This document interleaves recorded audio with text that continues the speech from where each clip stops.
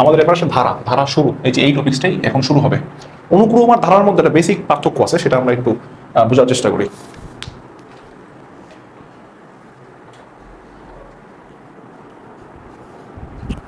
আচ্ছা,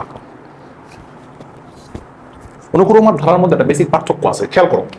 এই যে 1 2 3 4 ডট ডট ডট এন, মাঝখানে কমা কমা দেওয়া আর কি, এটাকে বলা হয় অনুক্রম। অনুক্রম। আর যদি আমি এটার মাঝখানে প্লাস দিয়ে দিই 1 plus 2 plus 3 plus 4 dot dot dot N, এইটাকে বলা হয় ধারা। ঠিক আছে, মানে অনুক্রমের মাঝখানে যে প্লাসটা দেওয়া হয়, সেই প্লাসটা দিলেই যে জিনিসটা তৈরি হয় তাকেই বলা হয় ধারা কিংবা সিরিজ।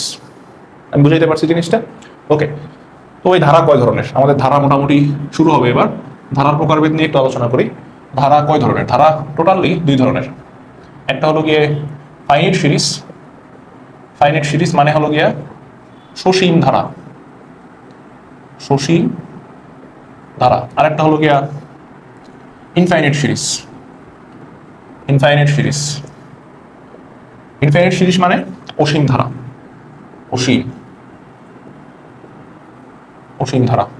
ওকে, অসীম ধারা মানে যার কোনো সীমা পরিসীমা নেই, চলতেছে চলতেছে চলতেই আছে, অসীমে গিয়ে হয়তো মান পাওয়া যেতে পারে।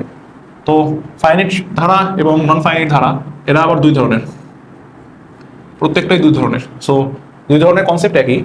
এই দুই ধরনের একটা হলো গিয়ে arithmetic process progress, arithmetic progress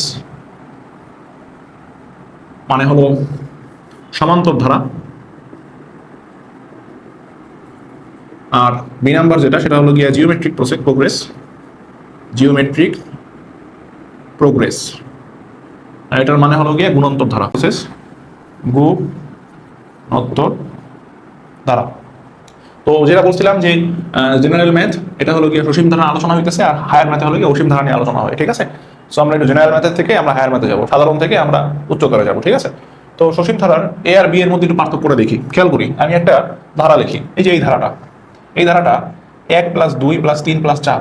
একটু খেয়াল করি, 2 থেকে যদি 1 বিয়োগ করি পাওয়া যায় 1, 3 থেকে 1 বিয়োগ করলে পাওয়া যায় 2, তারপর 4 থেকে 3 বিয়োগ করলে পাওয়া যায় 3, 4 থেকে 3 বিয়োগ করলে পাওয়া যায় 1, যদি 5 থেকে 4 বিয়োগ করতাম তাও 1 পাওয়া যেত।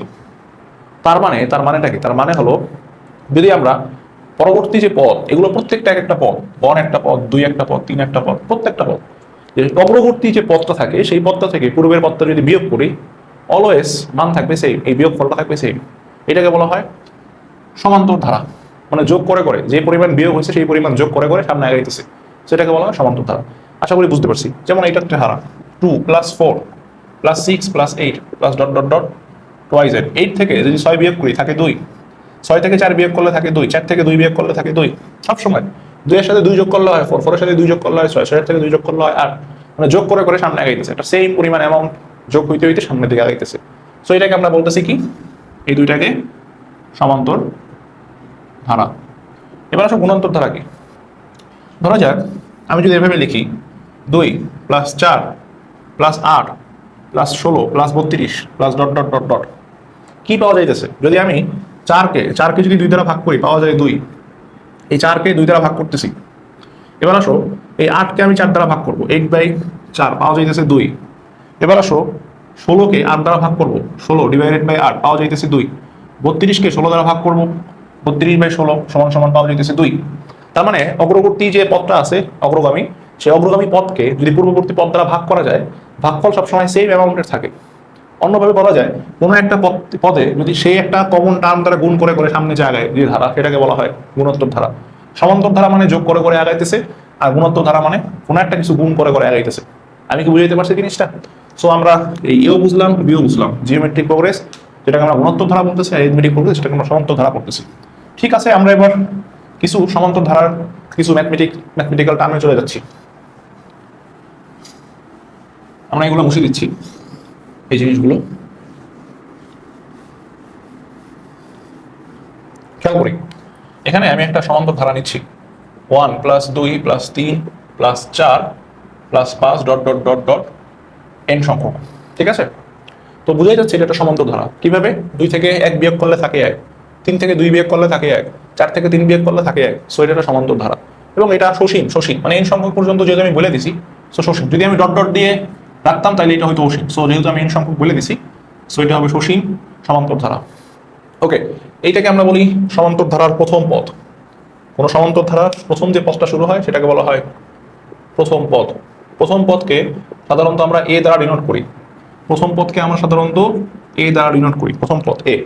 সো এখানে এ সমান সমান হবে 1। আচ্ছা, এবার আসো 2 থেকে যদি 1 বিয়োগ করি থাকে 1, 3 থেকে 2 বিয়োগ করলে থাকে 1, 4 থেকে 3 বিয়োগ করলে থাকে 1। এই যে কমন একটা টার্ম, যে টার্মটা বারবার বিয়োগ হওয়ার পর আছে, এটাকে বলা হয় সাধারণ অন্তর। কি বলা হয়? সাধারণ অন্তর। সাধারণ অন্তর, সাধারণ অন্তর বা জেনারেল ডিফারেন্স, এটাকে আমরা ডি দ্বারা ডিনোট করি। এখানে ডিও 1। আমি এখানে জাস্ট একটা উদাহরণ দিয়ে বুঝাইতেছি, অনেক সময় ভিন্ন আসতে পারে। যেমন আমি আরেকটা যদি আঁকি, লিখি আর কি, 3 + 6 + 9 + 12 ডট ডট ডট ডট সামনের দিকে যাইতেছে আর কি। সো এই ধরনের ধারায় খেয়াল করি, 6 থেকে 3 যদি বিয়োগ করি থাকে 3, 9 থেকে 6 বিয়োগ করলে থাকে 3, 12 থেকে 9 বিয়োগ করলে থাকে 3। এখানে প্রথম পদটা কত, মানে এ সমান সমান কত হবে?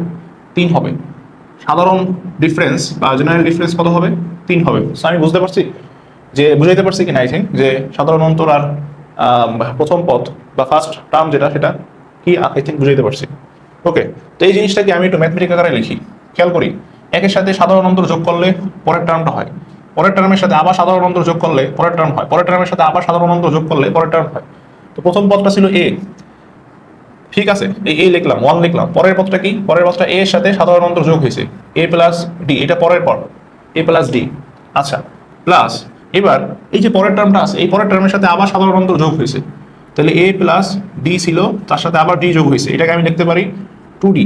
এবার যদি আমি আবার দেখি, a প্লাস প্রথম এই যে এটার সাথে d যোগ হয়েছে, 2d হয়েছে, এবার আবার d যোগ হয়েছে, 2d + d, তার মানে এটাকে আমি লিখতে পারি 3d plus dot dot dot. খেয়াল করি, এই একটা পদ, দ্বিতীয় পদ, তৃতীয় পদ, চতুর্থ পদ, বা এখানে ডি আছে কয়টা?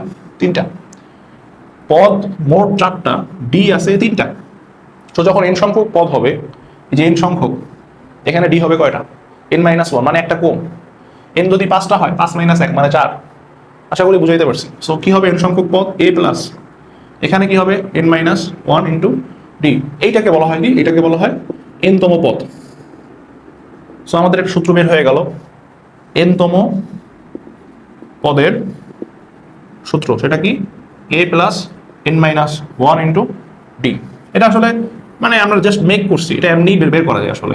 এভাবেই সামনে আগাইলে বের হয়ে যায়, যেখানে a হলো গিয়ে প্রথম পদ, ডি হলো গিয়ে সাধারণ অন্তর, আর n হলো গিয়ে কততম পদ পর্যন্ত গেছে সেই পদ। আমি বুঝাইতে পারছি মনে হয়।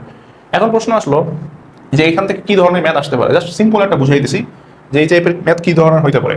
ধরা যায় 1 + 2 + 3 + 4 + 5 ডট ডট ডট ডট বলতেছে, মানে বলতেছে যে 50তম পদের মান কত? 50তম পদের মান কত, এটা বলছে। তো 50তম পদকে আমি n-তম পদ বলতে পারছি, ঠিক আছে, এটাকে আমরা n-তম পদ বলতেছি। 3তম পদের মানকে আমরা কি দ্বারা ডিনোট করি? এটা a + n-1 into D. So এর ভ্যালু কত? এখানে এর ভ্যালু 1, এই যে 1 লিখলাম। n এর ভ্যালু কত? 50, 50 - 1, ডি এর ভ্যালু কত? 1। সো 1 + 50 - 1, 49 ইন্টু 1, তো 49 সমান সমান কত? 50। হ্যাঁ, 50তম পদের ভ্যালু কিন্তু 50। আমরা জানি এখান থেকে 1 2 3 4 এভাবে করতে করতে 50তম পদ কিন্তু 50 হয়, ঠিক আছে। আবার যদি এরকম বলি আমি, মানে উল্টাটা বলি আর কি, সরি, এবার আমি জোড় সংখ্যাগুলো যোগ করি, 2 + 4 + 6 + 8 ডট ডট ডট ডট বলছে যে 50তম পদের মান কত? 50তম পদের মান, এটা কিন্তু 100 হওয়ার কথা। আমরা জানি এটা 100, কারণ জোর হইতেছে, জোর হইলে 50তম পদের মান 100 হবে। দেখি 100 হয় কিনা। সূত্র কি? a + n-1 into D. এর ভ্যালু কত? এর ভ্যালু 2, এই যে প্রথম পদ 2। সাধারণ অন্তর কত? সাধারণ অন্তর 2, 50 - 1, খেয়াল করি 2 প্লাস 50 - 1 49, 49 ইন্টু 2, 49 ইন্টু 2 কত হয়? 98, 98 প্লাস 2 সমান সমান 100। সো n-তম পদের পরিচয়টা কি সেটা আমরা বুঝতে পারছি, আশা করি ক্লিয়ার। ওকে,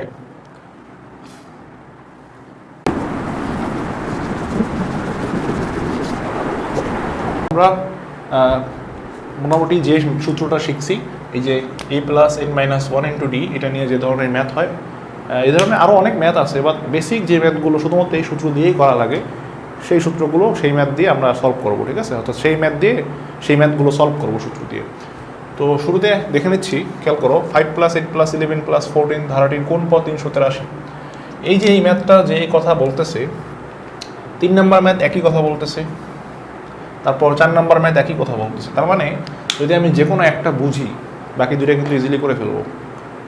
আর 2 নম্বর ম্যাথটা একই কথা, একটু ভিন্ন আকারে, মানে এখানে চাইছে কোন পদ 383, আর এখানে বলছে 15তম পদ কোনটি, মানে এরকম এই মানটা বের করতে বলছে।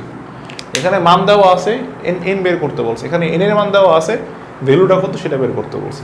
ঠিক আছে, সো আমি 1 নাম্বার দিয়েই শুরু করি। 1 নাম্বার 5 + 8 + 11 + 14, মানে এখানে বোঝাই যাচ্ছে যেটা একটা সমান্তরাল প্রক্রমণভুক্ত ধারা, যেখানে প্রথম পদ 5, মানে এ সমান সমান 5, এবং সাধারণ অন্তর 8 থেকে 5 বিয়োগ করলে থাকে 3, 11 থেকে 8 বিয়োগ করলে থাকে 3, এখানেও থাকে 3, তাহলে বি সমান সমান কী হবে? 3 হবে। পদের মান দেওয়া আছে 383, সো আমি লিখতে পারি 383 সমান সমান a + n - 1 × d, বা এর ভ্যালু কত? এর ভ্যালু হলো 5, ডি এর ভ্যালু 3, সো 5 + 3, এখানে 3n - 3 থাকে কত? 2, 2 + 3n, এখানে থাকে 383। ফাইনালি এই 2 এই পাশে চলে আসবে, মাইনাস হয়ে যাচ্ছে, 381 সমান সমান 3n, বা n সমান সমান 381/3, 1 3 দিয়ে ভাগ করলে 1 আসে, 81-এর মধ্যে 3 কয়বার যায়? 27 বার যায়, 127। এটা হলো গিয়ে অ্যান্সার, মানে n এর ভ্যালু 127। সো 1 পারলে 3 পারবা, 4 পারবা। এবার আমরা 2 করি, একই কথা, জাস্ট একটু উল্টে লেখছে। 13 থেকে 7 যদি বিয়োগ করি তাহলে কত পাওয়া যাচ্ছে? 7, 8, 9, 10, 11, 12, 13, 6, এখানে 6, 19 থেকে 13 বিয়োগ করলে 6, 25 থেকে 19 বিয়োগ করলে 6। এটা একটা সমান্তর ধারা, যার ডিফারেন্স হলো গিয়া 6। এবার খেয়াল করি, প্রথম পদ হলো গিয়া কত? 7, তাহলে এ সমান সমান 7, ডি সমান সমান 6। ওকে, বলছে ধারাটির 15তম পদ কোনটি? খেয়াল করি, এন এর ভ্যালু দেওয়া আছে 15, সূত্রটা কি? 3টা জিনিস দেওয়া আছে, a + n - 1 × d, এটা সমান সমান কত? এটা বের করতে বলছে। এ কত? এ হলো গিয়া 7, n কত? 15 - 1, ডি কত? 6, এটা সমান সমান কত? তো 15 - 1 মানে 14, 14 থেকে 6 গুণ করলে 7 + 14 × 6, 14 × 6 কত হবে? 6 দ্বারা 10কে গুণ করলে 4 × 24, 60, 60 আর 24 হলো গিয়া 70, 80, 84, 84 আর 7, 84 আর 7 হলো গিয়ে 91। এটা হলো গিয়ে অ্যান্সার। আই থিঙ্ক বুঝতে পারছো তোমরা। এই একই নিয়মে আমি যদি 3 এবং 4 করি, আসলে করাই দেওয়ার দরকার নাই, তোমরা এই নিয়মে এইগুলো করতে পারবা, এটা নিয়মে এটা করতে পারবা। ঠিক আছে, তাহলে এবার টাইপ 2 এ চলে যাব।